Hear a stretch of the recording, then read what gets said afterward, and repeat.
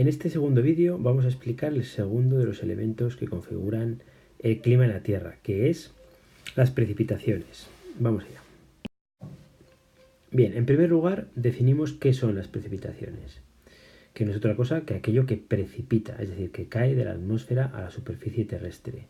En general es vapor de agua que condensado en forma de agua, de nieve o de granizo, pues nos llega a la superficie terrestre.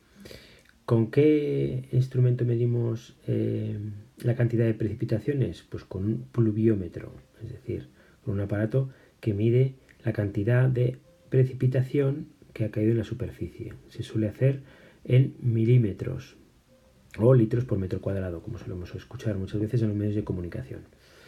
Bien, importantes cuestiones para saber por qué, al final, cuál es la razón última de por qué llueve. Nos vamos a quedar con estas frases que ponemos aquí. Primero, el agua evaporada forma el vapor de agua del aire. ¿De acuerdo? Es decir, nosotros cuando vamos a llover es porque esas partículas de humedad ya estaban en el aire suspendidas y van a comportarse de una determinada forma, como veremos. A mayor vapor de agua, más humedad. ¿De acuerdo? Bien, importante, el aire caliente puede contener más vapor de agua que el aire frío. ¿De acuerdo? En la misma cantidad de aire, si el aire está caliente, podemos tener más vapor de agua que el aire frío. Si nosotros enfriamos ese aire, lo que va a pasar con ese vapor de agua es que va a tener que condensarse porque no es capaz de contener el aire frío tanta cantidad de vapor de agua como el aire caliente. Bien. Si a eso le añadimos que el aire caliente pesa menos que el aire frío, es decir, el aire caliente lo que va a hacer, por lo tanto, es ascender en altitud por encima del aire frío.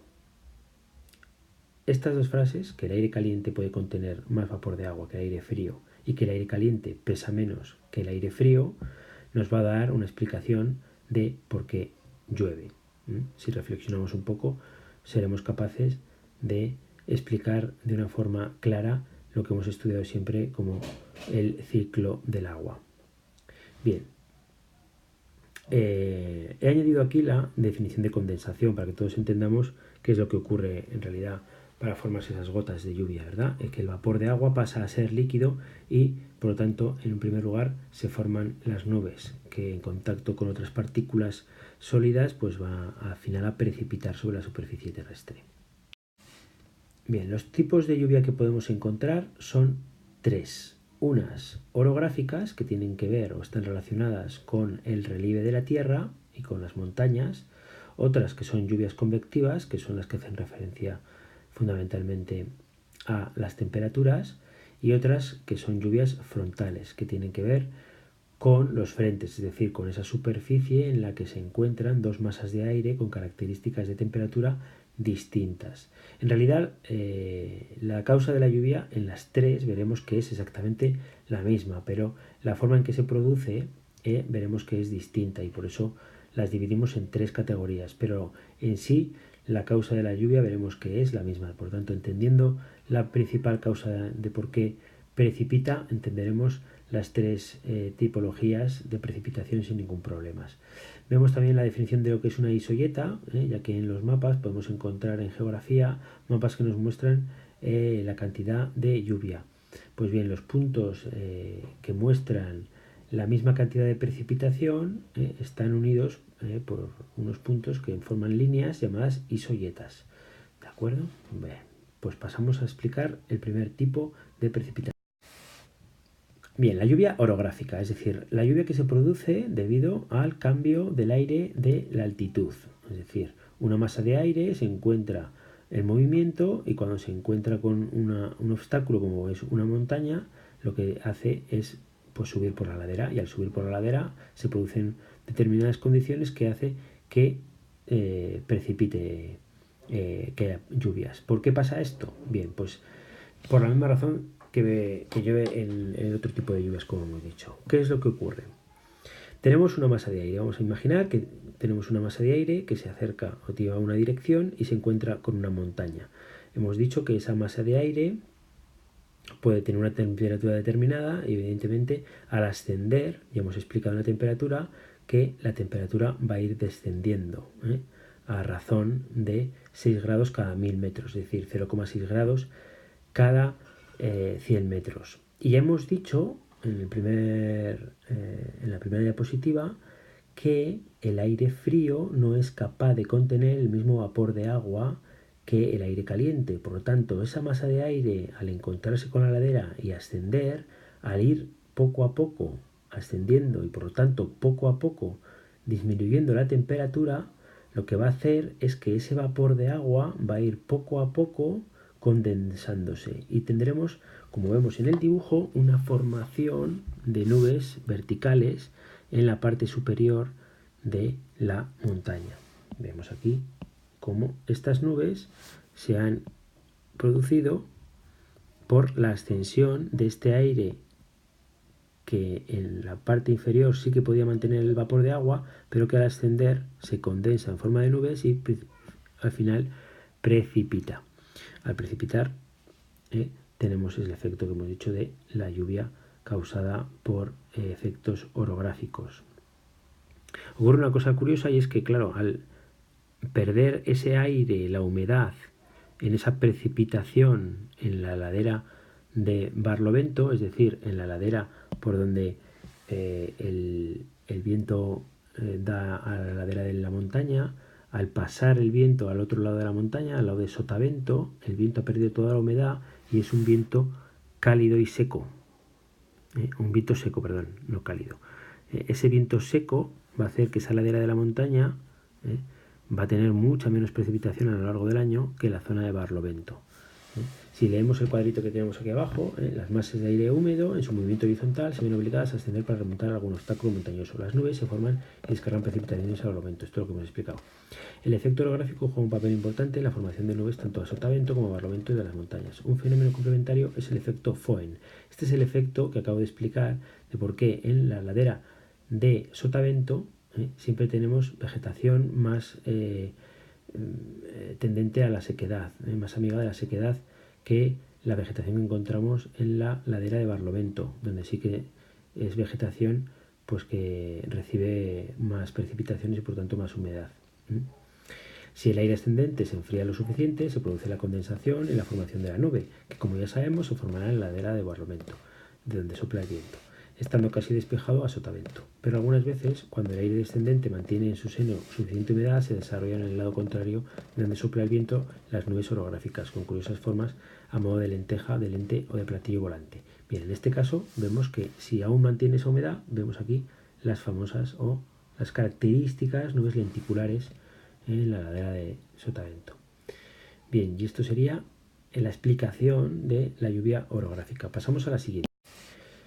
Bien, la lluvia convectiva, es decir, causada por la temperatura de un lugar, es decir, cuando el sol ha incidido con fuerza en un sitio y se calienta mucho la superficie terrestre o la superficie del mar, lo que tenemos es un aire muy caliente y por lo tanto, como hemos dicho que el aire caliente pesa menos, asciende.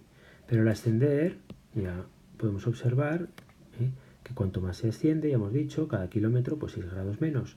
Ese aire está cargado de vapor de agua y en la altitud lo que hace al final es condensar ese vapor de agua y precipitar en abundancia.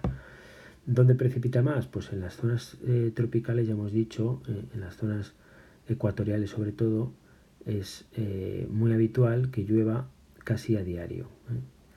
En la latitud 0, en las latitudes cercanas al Ecuador, tenemos lluvias diarias, lluvias propias de la convección, es decir, de ese calor acumulado durante el día que hace ascender la masa de aire, que se condensa, provoca una formación de nubes verticales muy importantes y las precipitaciones son muy abundantes. Por eso en esas zonas de la Tierra son zonas propias de selvas ecuatoriales y selvas muy frondosas.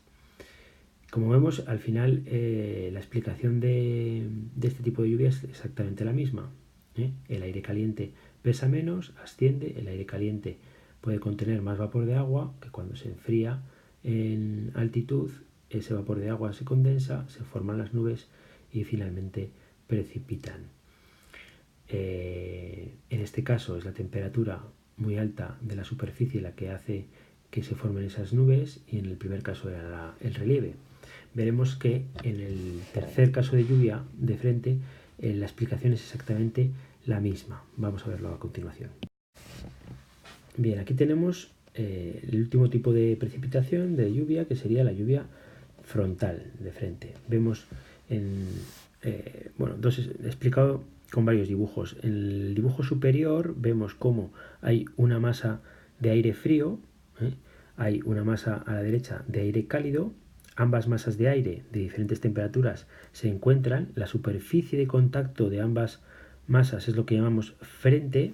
En un mapa, además, normalmente estamos acostumbrados a verlos con esta especie de triangulitos. Estos triangulitos que vemos aquí, vamos a ver si lo pongo más grueso para que se vea. Esto que vemos aquí, este sería el frente, la superficie de contacto entre la masa de aire frío que viene hacia aquí y la masa de aire caliente que tenemos aquí.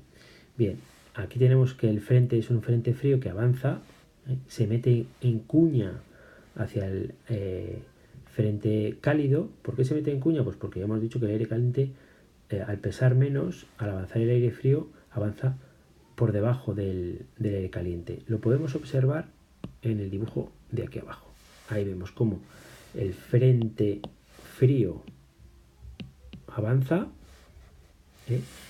se mete como una cuña en el aire caliente. Ese aire caliente que se va encontrando lo que hace es ascender, y que hemos dicho, como hemos dicho siempre, el aire caliente pesa menos que el aire frío, y el aire caliente, que contiene más vapor de agua que el aire frío, al enfriarse en altitudes altas, condensa ese vapor de agua, se forman estas nubes verticales y al final precipita. ¿Dónde precipita? Pues justo en la zona de frente, como vemos aquí, porque es, como hemos visto, la misma explicación de lluvia que hemos visto en las anteriores situaciones. En este caso es por encontrarse dos masas de aire de diferente temperatura. En el anterior, por el calor que había recibido del sol el lugar donde se produce esa extensión de aire, y en el primer caso pues por encontrarse esa masa de aire con una montaña. En caso de que sea el frente cálido el que avance, exactamente lo mismo, es el dibujo que tenemos en la parte inferior. Vamos a verlo aquí. Aquí vemos cómo el aire caliente avanza, pero claro, el aire caliente no se mete como una cuña en una masa de aire frío. Lo que hace es, como el aire caliente pesa menos, lo que hace es subir sobre la masa de aire frío, y pasa lo mismo. El aire cálido que viene por aquí, al ascender, produce esta condensación de nubes, porque ya hemos dicho que el aire caliente contiene más vapor de agua que aire frío. Al ascender se enfría, ese frío hace que se condense el agua y por lo tanto el vapor de agua, y se produce esas partículas de agua que van precipitando. Y así se explican los tres tipos de lluvia, que lo que se produce en realidad es el mismo fenómeno en todos ellos.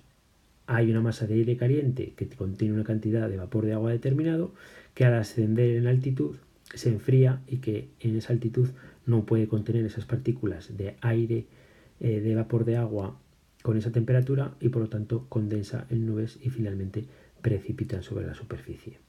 Y estos serían las tres tipologías de lluvia que podemos encontrar. Con esto acabamos el elemento de la lluvia.